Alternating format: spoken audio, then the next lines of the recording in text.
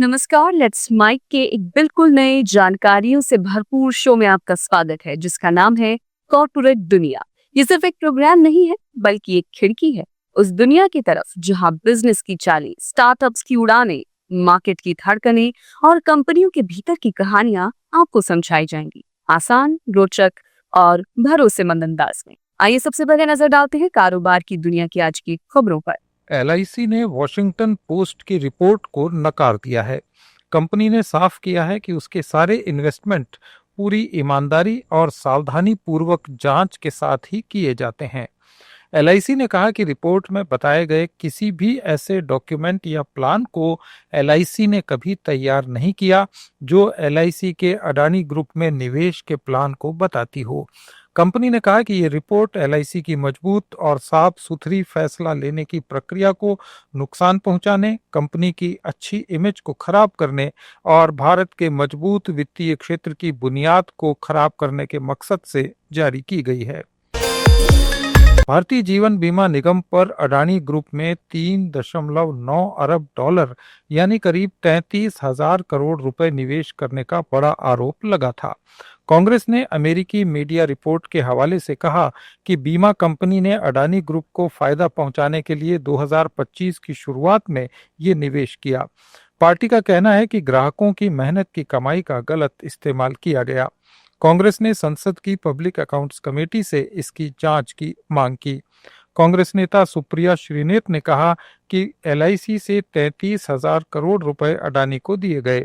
अडानी पर फ्रॉड का केस चल रहा है, ऐसे में कोई बैंक उन्हें कर्ज नहीं दे रहा। फिर सरकार ने प्लान बनाकर अडानी को एलआईसी का पैसा सौंप दिया, जो घोर भ्रष्टाचार है। तथ्य सामने आए हैं वो चौंकाने वाले हैं। नरेंद्र मोदी ने एलआईसी से अडानी को 33,000 करोड़ रुपए दिलाए और यह तब किया गया जब अडानी को कोई कर्ज नहीं दे रहा था। उस समय नरेंद्र मोदी आगे आए और सार्वजनिक जो पैसा होता है, जो इस देश का पैसा है, एलआईसी से अडानी को दिलाया गया। ये जो सारा प्लान है 33,000 करोड़ रुपए एलआईसी से अडानी को दिलवाने का, इसकी रूपरेखा, इसका जो प्लान, इसकी जो योजना थी, वो वित्त मंत्रालय के डिपार्टमेंट ऑफ फाइनेंशियल सर्विसेज और नीति आयोग ने तैयार करी।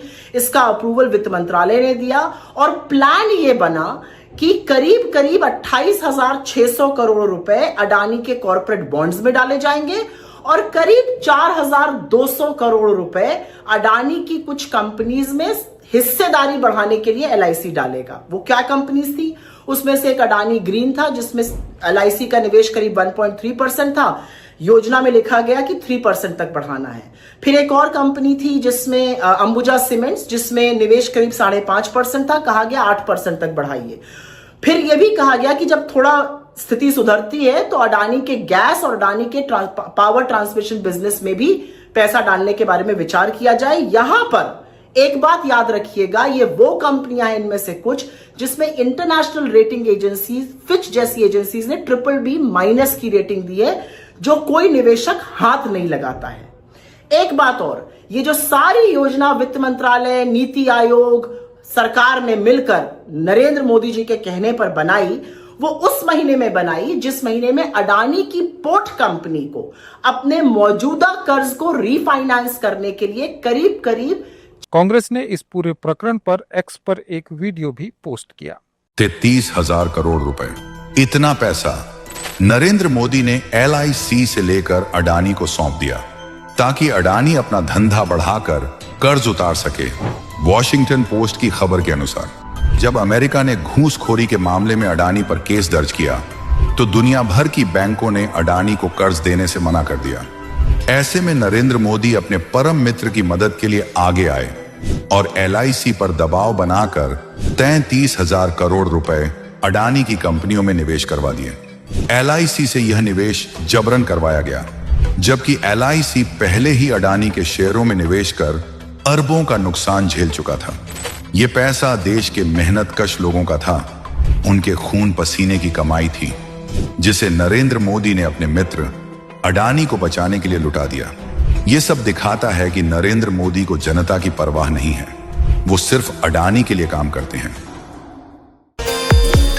इलेक्ट्रॉनिक्स और आईटी मंत्री अश्विनी वैष्णव ने कहा कि भारत मोबाइल निर्माण उद्योग में आत्मनिर्भर बनने की ओर अग्रसर है।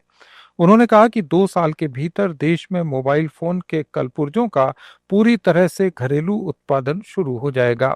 नई दिल्ली में एक कार्यक्रम में अश्विनी वैष्णव ने कहा कि देश में सीसीटीवी सहित अलग अलग अनुप्रयोगों के लिए चिप सेट भी तैयार किए जा रहे हैं। सरकार सर्वर सहित हाई क्वालिटी की कंप्यूटिंग के लिए ऊर्जा कुशल माइक्रो प्रोसेसर विकसित करने के लिए 200 करोड़ रुपए से ज्यादा का निवेश करेगी। अब तक 12 लाख से ज्यादा केंद्र सरकार के कर्मचारी जोहो के स्वदेशी डिजिटल प्रोग्राम से जुड़ चुके हैं।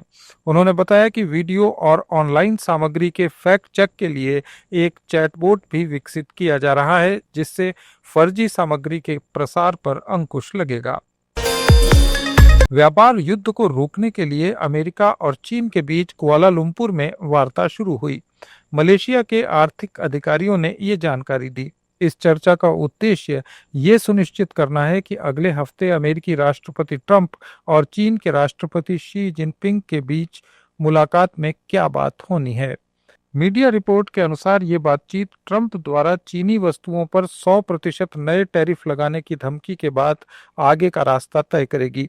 ये नया टैरिफ और अन्य व्यापार प्रतिबंध 1 नवंबर से शुरू होने जा रहे हैं। चीन ने रेयर अर्थ एलिमेंट्स और खनिजों के निर्यात पर नियंत्रण बढ़ा दिया है। ओडिशा सरकार ने एविएशन क्षेत्र से जुड़ा एक अहम फैसला लिया है। ओडिशा को ईस्टर्न इंडिया का एविएशन हब बनाने के मकसद से मुख्यमंत्री मोहन चरण मांझी के नेतृत्व वाली सरकार ने 14,182 करोड़ रुपए लागत वाली बी मान यानी building and management of aviation assets and network योजना को मंजूरी दी है। इसके तहत स्किल डेवलपमेंट पर भी जोर दिया जाएगा और रोजगार के नए मौके पैदा होंगे। खास तौर पर महिलाओं के लिए पायलट और टेक्निकल ट्रेनिंग का इंतजाम भी किया जाएगा। राज्य की कैबिनेट बैठक में इस समग्र एविएशन विकास योजना को स्वीकृति दिए जाने के बाद बताया गया कि इसके तहत हवाई अड्डों के बुनियादी ढांचे को और बेहतर तरीके से विकसित किया जा सकेगा। इंडियन कंपनीज को अब घरेलू और विदेशी फर्मों में पूरा या बहुमत हिस्सेदारी खरीदने की ताकत बढ़ाने का काम शुरू हो गया है। भारतीय रिजर्व बैंक ने बैंकों को इस तरह के अधिग्रहण के लिए दिए जाने वाले कर्ज की सीमा बढ़ाने के लिए एक सर्कुलर जारी किया है। ये नया नियम अगले साल 1 अप्रैल से लागू होगा। ये ऋण कम अवधि के वित्तीय पुनर्गठन की बजाय लंबी अवधि में एसेट बनाने वाले स्ट्रेटेजिक इन्वेस्टमेंट का हिस्सा होगा। रिजर्व बैंक के मसौदे के अनुसार अधिग्रहण मूल्य का अधिकतम 70% रकम बैंक दे सकेगा। कम से कम 30% हिस्सा अधिग्रहण करने वाली कंपनी को अपने पैसे का इस्तेमाल कर इक्विटी के रूप में फंड करनी होगी।